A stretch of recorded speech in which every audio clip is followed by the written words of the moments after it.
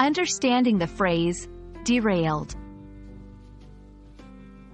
Hello everyone, and welcome back to our channel. Today, we have a very interesting topic to discuss, the phrase, derailed.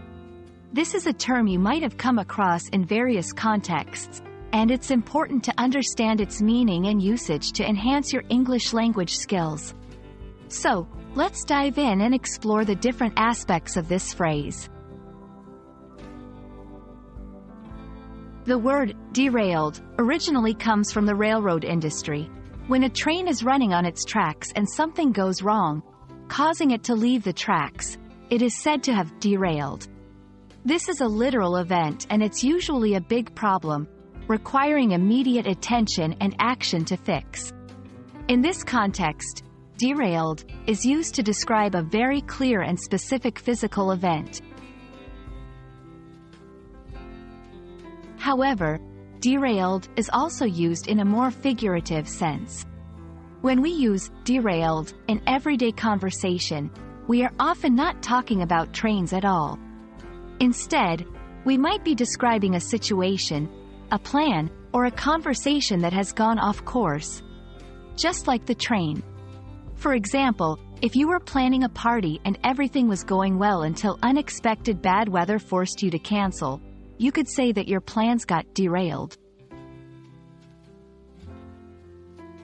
Let's go through some examples to better understand how to use derailed in sentences. 1. The project was going smoothly until the team leader quit, completely derailing our progress. Here, derailing is used to describe a situation where the team's progress was stopped unexpectedly. 2. We were having a serious conversation, but it got derailed when someone brought up a controversial topic. In this example, derailed describes a conversation that went off topic. 3. Her career was on the rise until a scandal derailed her reputation. Here, derailed indicates a sudden and negative change in her career trajectory. And that's it for today's lesson on the phrase, derailed.